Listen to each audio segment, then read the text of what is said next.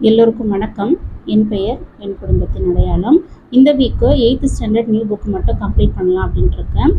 ஏன்னா ஜிஎஸ்ல கொஞ்சம் பேர்டன் அதிகமாக நிறைய டாபிக் படிக்கலாம் அப்படிங்கிறதுனால தான் தமிழில் கொஞ்சம் மைல்டாகவே போகலாம் அப்படின்றதுனால தமிழில் 8th ஸ்டாண்டர்ட் மட்டும் எடுத்திருக்கேன். நியூ புக்கு ஓல்டு புக்கு படிக்கல இந்த வீக்கில்.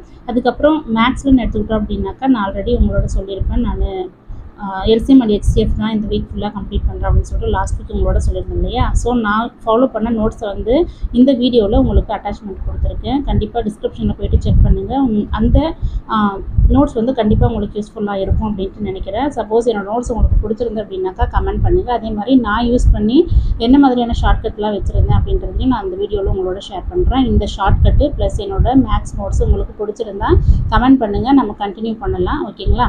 ஸோ இதில் பார்த்தீங்க அப்படின்னாக்கா இயல் 1 தமிழ் மொழி வாழ்த்து அப்படின்னு இருக்கும். இதில் பார்த்தீங்க அப்படின்னாலே பாரதியார் அப்படின்ட்டு நீங்கள் அவருடைய பாடல்கள் எல்லாமே எடுத்துக்கிட்டீங்க அப்படின்னா அவர் ரொம்ப கம்பீரமாக ரொம்ப அதிகாரமாக சொல்கிற மாதிரி தான் அவருடைய பாடல்கள் வரிகள் எல்லாமே இருக்கும். இதில் பார்த்தீங்க அப்படின்னாக்கா எல்லாமே ஏகாரமாக முடிஞ்சிருக்கும். ஏகாரமாக முடியும் பொழுது அது என்ன ஆகும் அப்படின்னாக்கா ஒரு கம்பீரமான ஒரு தோட்டத்தோடு தான் முடியும் இல்லையா. அதனால் இந்த மாதிரி ஏகாரமாக வந்துருந்துச்சு அப்படின்னாக்கா தமிழ் மொழியை பற்றியோ இல்லை தமிழ்நாடு பற்றியோ இந்த மாதிரி ஏகாரமாக முடிஞ்சிருந்தாங்க அப்படின்னாக்கா அது கண்டிப்பாக பாரதியார் தான் இருப்பாங்க. இந்த ஷார்ட்கட்டு நான் இதுக்கு யூஸ் பண்ணியிருந்தேன்.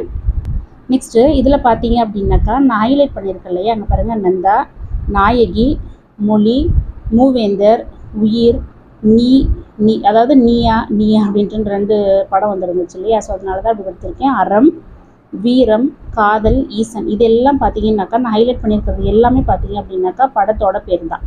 அதனால படத்தை எல்லாமே நம்ம எங்கே போய் பார்த்துருப்போம் அப்படின்னாக்கா தியேட்டரில் போயிட்டு பார்ப்போம். தியேட்டரில் தமிழில் நம்ம அரங்கம் அப்படின்னு சொல்லலாம். அதனால் இந்த மாதிரி லைன்ஸ் எல்லாமே இருந்து உங்களை யார் எழுதுனாங்க அப்படின்னு கேட்டாங்கன்னாக்கா கண்டிப்பாக அரங்கன் அப்படின்றத ஞாபகம் வச்சுக்கோங்க.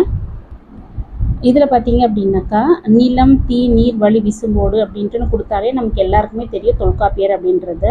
இந்த லைன் இல்லாமல் இந்த 2 லைன் கொடுத்துருந்தாங்க அப்படின்னாக்கா எப்படி ஞாபகம் வச்சுக்கிறீங்க அப்படின்னாக்கா இங்கே திரிதல் இருக்கா, அதே மாதிரி இங்கே திரின்னு இருக்கும். அதாவது பால் கெட்டு போயிடுச்சு அப்படின்னாக்கா நம்மளால் காஃபி போட முடியாது அப்படின்னு ஞாபகம் வச்சுக்கோங்க.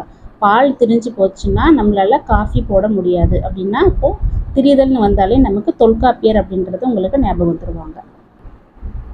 இந்த லெசனில் பாருங்கள் தமிழ் வரி வடிவ வளர்ச்சின்னு இருக்கு இல்லையா. ஸோ இதுக்கு நான் எப்படி ஷார்ட்கட்டாக வச்சுருக்கேன் அப்படின்றத பார்த்தீங்கன்னா இங்கே பாருங்கள், வளைந்த கோடுகள் அப்படின்னாலே வட்டெழுத்துன்னு வரும். நீங்கள் வா அப்படின்ட்டு ரைமிங்காக வச்சுக்கிட்டாலும் சரி, வட்டெழுத்து அப்படின்னாக்கா வளைஞ்சு எழுதுவாங்க. ஓகேங்களா. ஸோ வட்டெழுத்து அப்படின்னாக்கா வளைந்த கோடுகளால் அமைஞ்சது. அதுக்கப்புறம் தமிழ் எழுத்து அப்படின்னாக்கா அதனுடைய வரி வடிவம் எல்லாமே பார்த்தீங்க அப்படின்னாக்கா ஸ்ட்ரெயிட்டாக இருக்கும். ஓகேங்களா. ஸ்ட்ரெயிட்டாக இருந்துச்சு அப்படின்னாக்கா அது தமிழ் எழுத்து, வட்டெழுத்து அப்படின்னாக்கா வளைஞ்சிருக்கும் அப்படின்றத ஞாபகம் வச்சுக்கோங்க. நெக்ஸ்ட்டு இதில் பாருங்கள், சேர மண்டலம், பாண்டிய மண்டலம். ஸோ இந்த டைமில் கிடைக்கக்கூடிய எழுத்துக்கள் எல்லாமே பார்த்தீங்க அப்படின்னாக்கா வட்டெழுத்துக்கள்னு இருக்கும். ஓகேங்களா. இந்த நூற்றாண்டு வந்து ரொம்ப ரொம்ப முக்கியம்.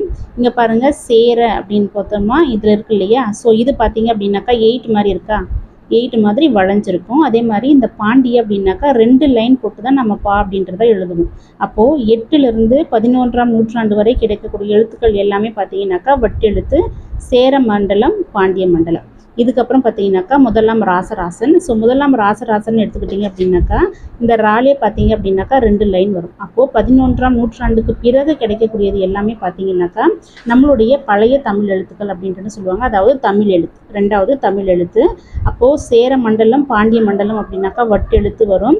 தமிழ் எழுத்து அப்படின்னாக்கா முதலாம் ராசராசன் சோழன் அப்படின்னாக்கா அப்போ முதல் அப்படின்றத ஞாபகம் வச்சுக்கோங்க. இல்லைன்னா இந்த ரா அப்படின்றத ஞாபகம் வச்சுக்கிட்டீங்க அப்படின்னாக்கா 11ஆம் நூற்றாண்டுக்கு பிறகு கிடைக்கக்கூடியது எல்லாமே நமக்கு தமிழ் எழுத்துக்களாக கிடைச்சிருக்கும். நெக்ஸ்ட்டு இதில் பார்த்தீங்க அப்படின்னா இதில் பாருங்கள், கடைச்சங்க காலத்தில் தமிழகத்தில் எழுதப்பட்ட எழுத்துக்கள் அப்படின்னு எடுத்துக்கிட்டோம்னாக்கா கண் எழுத்துக்கள் அப்படின்னு சொல்கிறாங்க. ஓகேவா. ஸோ இது வந்து கடை கண் அப்படின்னு வச்சுக்கோங்க. கடை கண். அப்போது கடை சங்க காலத்தில் தமிழகத்தில் எழுதப்பட்ட எழுத்துக்கள் கண் எழுத்துக்கள் அப்படின்றத சொல்லுவாங்க. இதுக்கப்புறம் இங்கே பாருங்கள், கண் எழுத்து படுத்த எண்ணும் பல்பொதி அப்படின்னு இருக்கு இல்லையா. ஸோ அந்த லைன் கேட்டுட்டு இது எந்த நூலில் இருந்துன்னு கேட்பாங்க. இங்கே பாருங்கள், பல் அப்படின்னு இருக்கு இல்லையா. இந்த பல் அப்படின்றத வந்து பல் சில அப்படின்னு ஞாபகம் வச்சுக்கோங்க. இங்கே சில பல அப்படின்னு ஞாபகம் வச்சுக்கோங்க. சில பல அப்போ ரைமிங்க வருது இல்லையா. அப்போது பல்பொதி அப்படின்னாலே நமக்கு சிலம்பு அப்படின்றது ஞாபகம் வந்துடும், சிலப்பதிகாரம். இங்கே இது ரொம்ப ரொம்ப முக்கியம் இந்த பாயிண்ட்டு. வட்டெழுத்து தமிழ் எழுத்து. ஸோ இந்த ரெண்டுமே எந்த கல்வெட்டில் நமக்கு கிடைக்குது அப்படின்னாக்கா அரைச்சலூர் கல்வெட்டில் தான் இந்த 2 தமிழ் எழுத்துக்களுமே வழக்கத்தில் இருந்தது அப்படின்ட்டு சொல்லியிருக்காங்க. அப்போ வட்டெழுத்து தமிழ் எழுத்து ரெண்டுத்தையுமே போட்டு என்ன பண்ணணும்னாக்கா அரைக்கணும் அப்படின்னு எப்படி வச்சுக்கோங்க. வட்டெழுத்து தமிழ் எழுத்து 2 எழுத்தையும் போட்டு நம்ம அரைக்கணும் அப்படின்னாக்கா அரைச்சலூர் கல்வெட்டு. இதில் பாருங்கள் வளைகோடுகளுக்கு இந்த வளைகோடுகள் வந்து எதில் யூஸ் பண்ணுவாங்க அப்படின்னாக்கா ஓலைச்சுவடிகளில் யூஸ் பண்ணுவாங்க. இந்த தமிழ் எழுத்து அதாவது நேராக எழுதணும் இல்லையா, அது எல்லாமே வந்து இந்த பாறைகளில் யூஸ் பண்ணுவாங்க. அப்போது வளை அப்படின்னாக்கா இங்கே பாருங்கள் ஓலை, இது எல்லாமே எப்படி இருக்குது, ஃபஸ்ட்டு லெட்டர் பாருங்கள் வளைஞ்சிருக்கு இல்லையா, ஸ்ட்ரைட்டாக இல்லாமல் வளைஞ்சிருக்கு. அப்போ வளை அப்படின்னாக்கா நமக்கு ஓலைச்சுவடிகள் எழுதக்கூடியது வந்து நமக்கு வட்டெழுத்து. அதே மாதிரி நேராக எழுதக்கூடியது எல்லாமே பார்த்தீங்க அப்படின்னாக்கா இப்போ இங்கே பாருங்கள் பாறைன்னு இருக்குது இல்லையா, ஸோ இந்த லைன் எல்லாமே எப்படி இருக்குது, ஸ்ட்ரைட்டாக இருக்குது இல்லையா, அப்போ நேர் எழுத்து அப்படின்னாக்கா பாறை. ஓகேவா?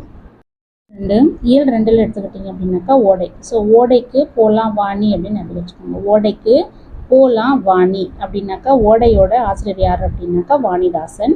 இந்த ஓடை அப்படிங்கிறது எங்கே இருக்குது அப்படின்னாக்கா தொடுவானம் அப்படிங்கிற நூலுக்கு கீழே இந்த ஓடை அப்படிங்கிற டாபிக் இருக்குது.